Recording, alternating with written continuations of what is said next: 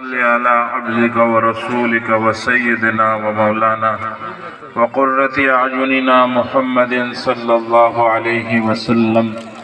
اے اللہ ہمارے گناہوں کو معاف فرما دے، خطاؤں کو درگزر فرما دے، ساری لغزشوں ساری کوتاہیوں کو معاف فرما۔ وہ گناہ جو ہم سے ہوئے اور ہمیں یاد ہیں معاف کر دے، جو ہم نے کر کے بھلا ڈالے معاف فرما دے، جو علی الاعلان سر عام سر بازار اپنی طاقت کے جوش میں کیے معاف فرما دے، جو تنہائیوں میں چھپ کے کیے معاف فرما دے۔ آج تیرے نبی کی امت بہت پریشان ہے، مصیبتوں میں گرفتار ہے، مظالم کا شکار ہے، مدد اور نصرت کو تڑپ رہی ہے۔ اے اللہ چھوٹے چھوٹے معصوم بچے بغیر دواؤں غذاؤں کے ایڑیاں رگڑ رگڑ کر اپنی ماؤں کی گودوں میں جانیں دینے پہ مجبور ہیں۔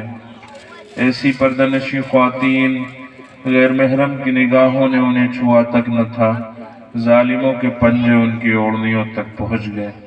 ایسے بوڑھے جن کی داڑھیوں کی سفیدی کو دیکھ کر تو شرماتا ہے، دشمنوں کی ٹھوکروں میں پڑے ہیں۔ اللہ امت کا یہ حال ہمارے گناہوں کی وجہ سے ہے، ہمیں اس کا اعتراف ہے۔ شعبان کا یہ مہینہ جو تیرے نبی نے فرمایا میرا مہینہ ہے، اس کا تو ہر دن مبارک ہے، اس کی تو ہر رات نورانی ہے۔ اللہ اس برکت والی رات میں ہم اعتراف کرتے ہیں کہ ہم گناہ گار ہیں، اس مہینے کی نسبت سے تو ہم سب کو معاف فرما دے۔ اے اللہ تیرے نبی نے تیری محبت کی مثال ماں کی محبت سے دی ہے۔ ماں کی محبت نرالی ہوتی ہے۔ چھوٹے بچے اگر گندگی میں لت پت ہو جائیں، باپ تھو کر سکتا ہے، بھائی چھی کر سکتا ہے، لیکن ماں ایسی حالت میں بھی بڑے پیار سے اٹھاتی ہے، بڑے پیار سے نہلاتی ہے، بڑے پیار سے کپڑے بدلاتی ہے۔ بچہ اگر کالا کلوٹا بھی ہو تو اسے سرما لگاتی ہے۔ اے اللہ تو کسی کی ماں باپ نہیں ہے، لم یلد ولم یولد ہے، لیکن ہماری ماں سے زیادہ ہمیں پیار تو کرتا ہے۔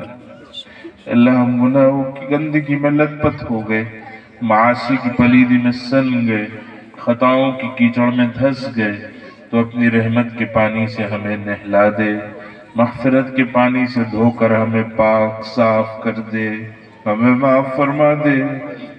اے اللہ یہ تیرے نبی کی تڑپتی امت، اس کا نام تو نے امت مرحومہ رکھا ہے، رحم کے لائق ہے، ترس کے قابل ہے۔ اے اللہ رحم کر دے، ترس کھا لے۔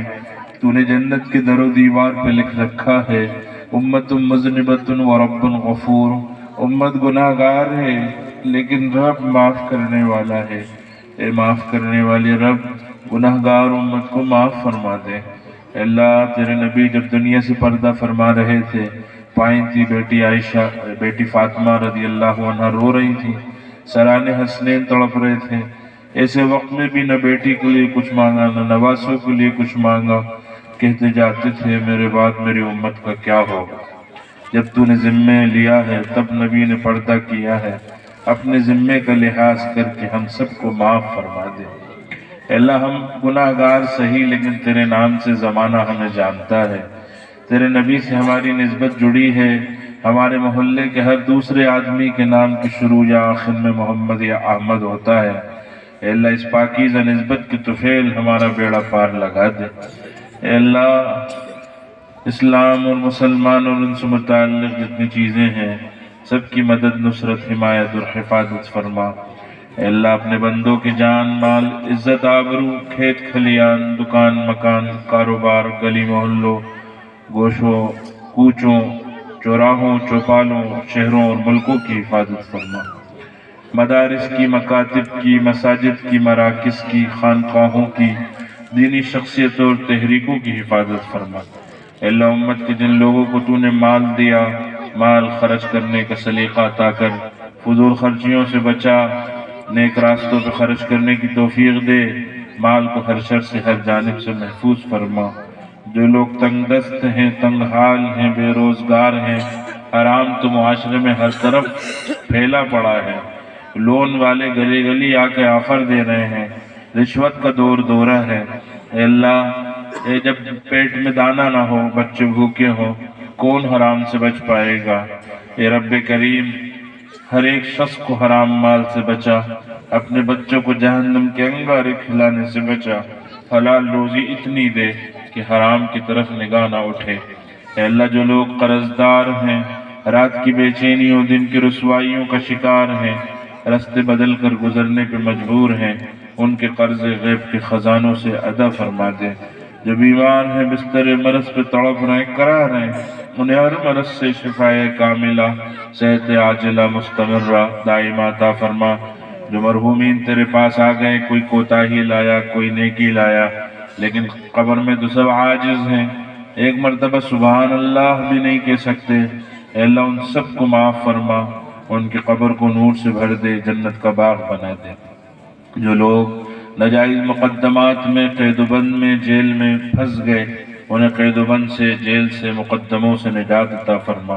اولاد کے سلسلے میں ماں باپ کی تمناؤں کو پورا فرما، اولاد کو ماں باپ کی آنکھوں کا تارا بنا دے، کانٹا نہ بننے دے، دل کا سکون و قرار بنا، سینے کی جلن کڑھن نہ بننے دے۔ اے اللہ، اپنے دین کا کام ہم سے لے لے، تو کام لینا چاہے تو اصحاب کہف کے کتے سے بھی لے سکتا ہے، ہم تیرے بنائے انسان ہیں۔ اپنے دین کا کام ہم سے لے لے، موت تک کام لے کر قبول کر لے، اسے ہماری نجات کا ذریعہ بنا۔ اے اللہ، حشر کے روز عرش کا سایہ، تیرا دیدار مبارک، تیرے نبی کی شفاعت اور حوض کوثر کا پانی نصیب فرمانا، منکر نکیر کے سوالات کو آسان کر کے، پل صراط پہ سے سہولت سے گزروا کے، جنت الفردوس میں تیرے نبی کے پڑوس میں مقام عطا فرما دینا۔ ہمارے دنیا آخرت کے مسائل کو ہم سے زیادہ تو جانتا ہے، سارے مسائل حل فرما۔ ہماری دنیا آخرت کی ضروریات سے ہم سے زیادہ تو واقف ہے، ساری ضرورتوں کو پورا فرما۔ اے اللہ، یہ سرد رات میں آدھی رات ہو چلی، اس وقت بھی یہ مرد، یہ عورتیں، یہ بھائی، یہ بہن، اے اللہ، یہ سب تیری محبت میں یہاں جمع ہیں، ان کی محبت میں برکت عطا فرما۔ ان کے بیٹوں کو خالد و عمر کی مثال بنا، ان کی بیٹیوں کو خدیجہ اور عائشہ رضی اللہ عنہم مجمعین کی مثال بنا۔ ہمارے دنیا آخرت کے مسائل کو ہم سے زیادہ تو جانتا ہے، سارے مسائل حل فرما دے۔ ہماری دنیا آخرت کی ضروریات سے ہم سے زیادہ تو واقف ہے، ساری ضرورتوں کو پورا فرما دے۔ آقا صلی اللہ علیہ وسلم نے ہمارے لیے جو مانگا عطا فرما دے، جن جن پریشانیوں مصیبتوں سے پناہ مانگی، اس سے ہم سب کو، ساری امت کو پناہ عنایت فرما۔ اللہ، اس مکتب کو دن دونی رات چوگنی ترقی عطا فرما۔ اس جلسے میں جس نے بھی تعاون کیا ہے، چلا پھرا ہے، مال خرچ کیا ہے، اے اللہ، یہ ہاتھ سے مدد کی ہے، چل کر مدد کی ہے، اے اللہ، اس کو بہترین جزائے خیر نصیب فرما۔ ہماری دعاؤں کو اپنے فضل و کرم سے قبول فرما۔ وصلی اللہ تعالی علی خیر خلقہ محمد وعلی آلہ واصحابہ اجمعین برحمتک یا ارحم الراحمین۔